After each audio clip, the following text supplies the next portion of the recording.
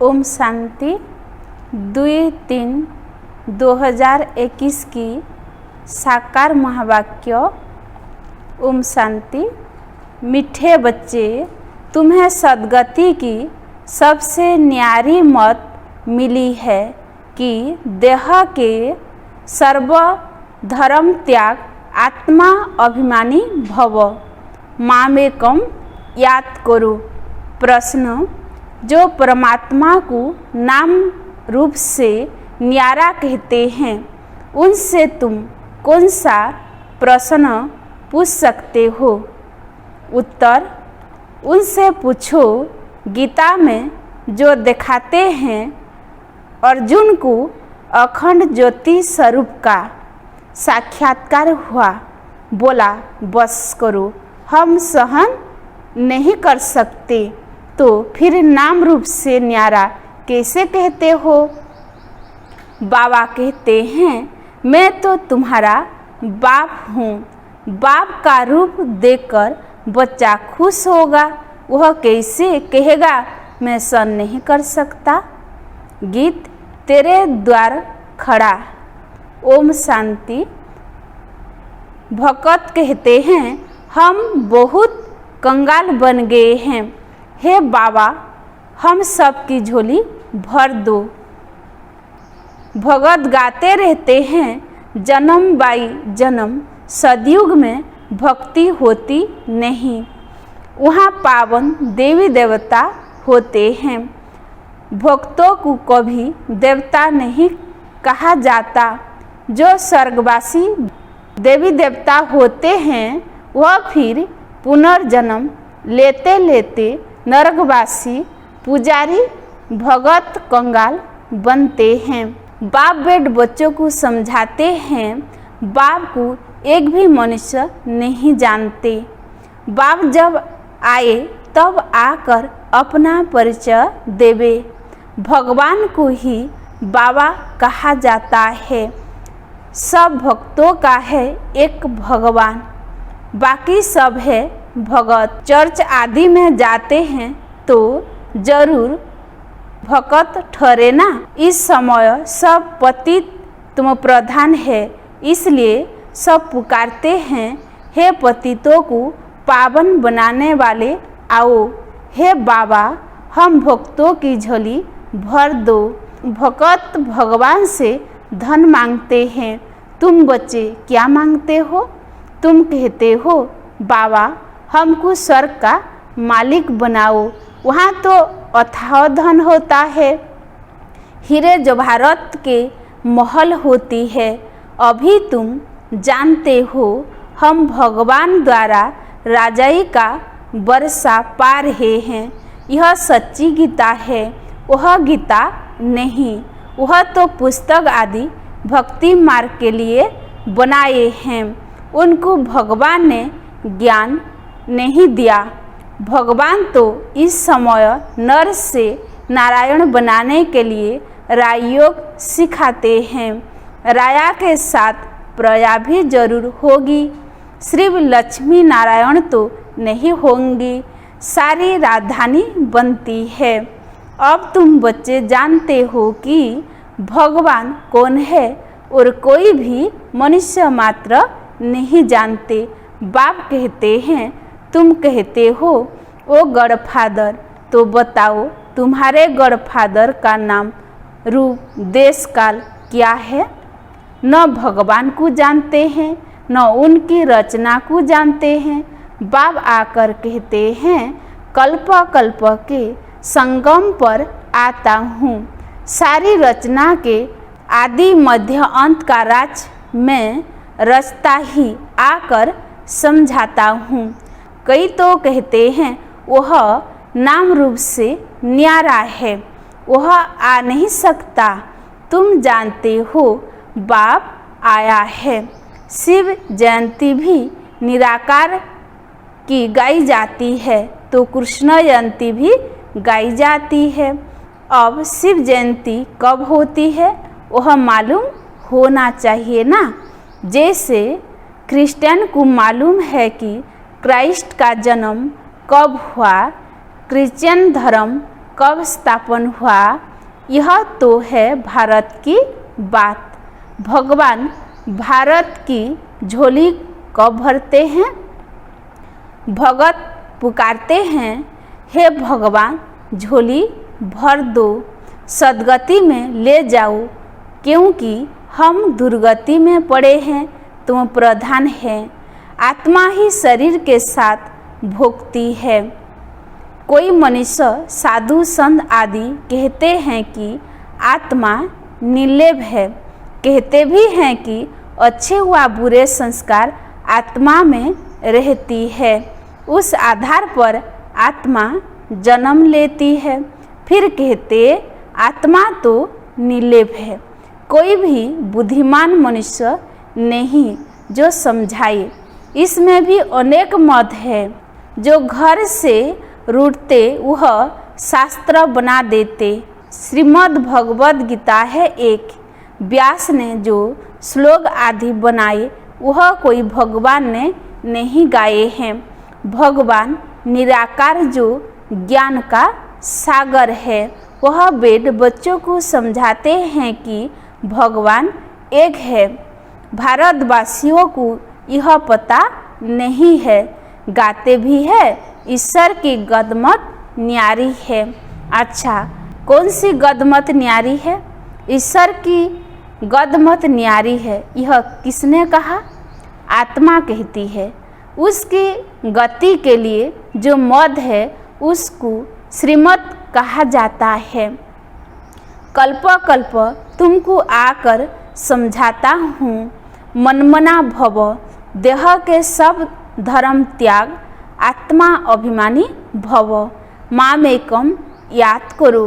अभी तुम मनुष्य से देवता बन रहे हो। इस राज्यों की एम ऑब्जेक्ट है ही लक्ष्मी नारायण बनना। पढ़ाई से कोई राजा बनते नहीं है, ऐसा कोई स्कूल नहीं है। गीता में ही है, तुम बच्चों को राजयोग सिखाता हूँ। आता भी तब हूँ जबकि कोई भी राजा का राज्य नहीं रहता। मुझे एक भी मनुष्य बिल्कुल नहीं जानते। बाबा कहते हैं कि तुम बच्चों ने इतना बड़ा लिंग जो बनाया है वह मेरा कोई यह रूप नहीं है। मनुष्य कह देते कि अखंड ज्योति रूप परमात्मा तेजोमय है। अर्जुन ने देखकर कहा, बस करो, मैं सहन नहीं कर सकता हूँ। अरे बच्चा बाप का रूप देख सहन न कर सके, यह कैसे हो सकता है? बच्चा तो बाप को देख खुश होगा ना। बाप कहते हैं कि मेरा कोई ऐसा रूप थोड़े ही है, मैं हूँ ही परमात्मा, अर्थात परे ते परे रहने वाला परमात्मा, माना परमात्मा। फिर गाते हैं, परमात्मा मनुष्य सृष्टि का बीज रूप है। उनकी भगत महिमा करते हैं। सदयुग त्रेता में कोई महिमा नहीं करते, क्योंकि वहाँ तो है सुख। गाते भी है, दुख में सिमरण सब करे, सुख में करे न कोई। इनका भी अर्थ नहीं समझते हैं, तोते माफिक सब कहते रहते हैं। सुख कब होता है, दुख कब होता है? भारत की ही तो बात है ना। 5000 वर्ष पहले सड़क था, फिर त्रेता में 2 कला कम हुई। सदयुग त्रेता में दुख का नाम नहीं रहता, है ही सुखधाम। सड़क कहने से मुँह मीठा होता है। हेबिन में फिर दुख कहाँ से आया? कहते हैं कि वहाँ भी कंस जरासंधी आदि थे, परंतु यह हो नहीं सकता। भक्त समझते हैं कि हम लोंधा भक्ति करते हैं तो दीदार होता है। दीदार होना गोया हमको भगवान मिला।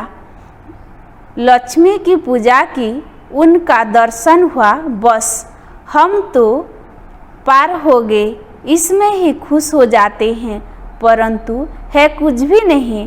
अल्पकाल के लिए सुख मिलता है, दर्शन हुआ खलास। ऐसे तो नहीं मुक्ति, जीवन मुक्ति को पा लिया, कुछ भी नहीं। बाबा ने सीढ़ी पर भी समझाया है, भारत ऊंचते ऊंच था, भगवान भी ऊंचते ऊंच है, भारत में ऊंचते ऊंच वर्षा है।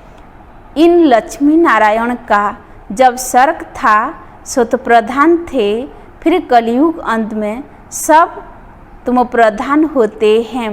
पुकारते हैं हम बिल्कुल पतित हो गए हैं। बाप कहते हैं कि मैं कल्प के संगम युग पर आता हूँ, तुमको राजयोग सिखाने। मैं जो हूँ, जैसा हूँ, मुझे यथार्थ रीति कोई नहीं जानते।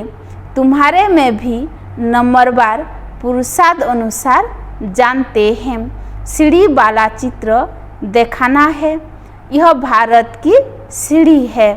सतयुग में देवी देवता थे, 5000 वर्ष पहले भारत ऐसा था। शास्त्रों में लाखों वर्ष का कल्प लिख दिया है। बाप कहते हैं कि लाखों वर्ष का नहीं, कल्प 5000 वर्ष का है। सतयुग, त्रेता, नई दुनिया, द्वापर, कलयुग, पुरानी दुनिया, आधा आधा होता है ना। नई दुनिया में तुम भारतवासी थे। बाप समझाते हैं, मीठे बच्चे, अभी तुम अपने जन्मों को जानते हो, बाकी कोई रथ आदि की बात नहीं है। कृष्ण तो सतयुग का प्रिंस है। कृष्ण का वह रूप सिवाय दिव्य दृष्टि के देखा नहीं जाता। यह चैतन्य रूप से तो सतयुग में थे, फिर कब वह रूप मिल नहीं सकता, फिर तो नाम रूप देश काल बदल जाता है। 84 जन्म लेते हैं, 84 जन्मों में 84 माँ बाप मिलती है। भिन्न भिन्न नाम रूप एक्यूपेशन होता है। अब यह भारत की ही सीढ़ी है। तुम हो अभी ब्राह्मण कुल भूषण। बाप ने कल्पों पहले भी आकर तुमको देवी देवता बनाया था। वहाँ तुम सर्वोत्तम कर्म करते थे, तुम सदा सुखी थे। 21 जन्म, फिर तुमको इस दुर्गति में किसने पहुँचाया? मैंने कल्पों पहले तुमको सद्गति दी थी, फिर 84 जन्म लेते जरूर उतरना पड़े। फिर सूर्यवंशी में 8 जन्म, चंद्रवंशी में 12 जन्म, फिर ऐसे उतरते आए हो। तुम ही सो पूज्य देवता थे, तुम ही पुजारी पतित बने हो। भारत अब कंगाल है। भगवान वाच, तुम जो 100% पवित्र और solvent, ever healthy, ever wealthy थे, कोई रोग दुख की बात नहीं थी, सुखधाम था। उनको कहते हैं गार्डन ऑफ अल्लाह। अल्लाह ने बगीचा स्थापन किया। जो देवी देवता थे वह अब कांटे बने हैं। अब जंगल बन गया है, जंगल में कांटे लगती है। बाप कहते हैं काम महाशत्रु है, इन पर जीत पहनो। इसने आदि मध्य अंत को दुख दिया है। 1-2 पर काम कटारी चलाना यह सबसे बड़ा पाप है। बाप बेट अपना परिचय देते हैं कि मैं परमधाम में रहने वाला परमात्मा हूँ। मुझे कहते हैं मैं सृष्टि का बीज रूप परमात्मा, मैं सबका बाप हूँ। सभी आत्माएं बाप को पुकारती है कि हे परमपिता परमात्मा, जैसे तुम्हारी आत्मा स्टार मिसल है, बाबा भी परमात्मा स्टार है, छोटा बड़ा नहीं है। बाप कहते हैं मैं अंगूठे मिसल भी नहीं हूँ, मैं परमात्मा हूँ, तुम सबका बाप हूँ। उसको कहा जाता है सुप्रीम सोल, नॉलेजफुल। बाप समझाते हैं मैं नॉलेजफुल मनुष्य सृष्टि के झाड़ का बीज रूप हूँ। मुझे भक्त लोग कहते हैं कि परमात्मा सच्चित आनंद स्वरूप है, वह ज्ञान का सागर है, सुख का सागर है। महिमा कितनी है, अगर नाम रूप देश का नहीं तो पुकारेगी किसको। साधु संत आदि सब तुमको भक्ति मार्ग के शास्त्र सुनाते हैं, मैं तुमको आकर राजयोग सिखलाता हूँ। बाप समझाते हैं कि तुम पतित पावन मुझ ज्ञान सागर बाप को कहते हो, तुम भी मास्टर ज्ञान सागर बनते हो। ज्ञान से सद्गति मिल जाती है, भारत को सद्गति बाप ही देगी। सर्व का सद्गति दाता एक है, सर्व की दुर्गति फिर कौन करता है, रावण। अब तुमको यह कौन समझा रहे हैं, यह है परमात्मा। आत्मा तो एक स्टार मिसल अति सूक्ष्म है, परमात्मा भी ड्रामा में पार्ट बजाता है, क्रिएटर डायरेक्टर मुख्य एक्टर है। बाप समझाते हैं कि उच्चते उच्च पाठधारी कौन है, उच्चते उच्च भगवान, जिसके साथ तुम आत्माएं बच्चे सब रहते हो।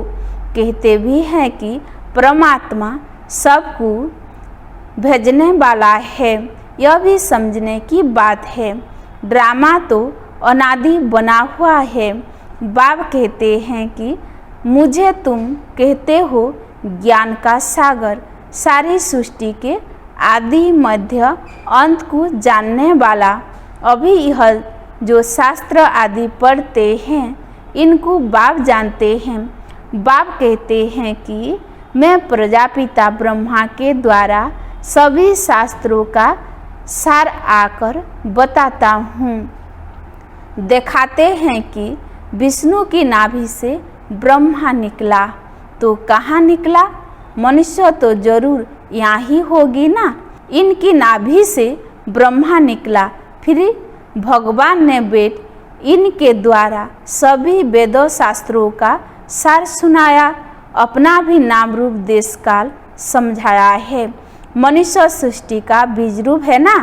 इस वृक्ष की उत्पत्ति पालना विनाश कैसे होता है वह कोई भी नहीं जानती।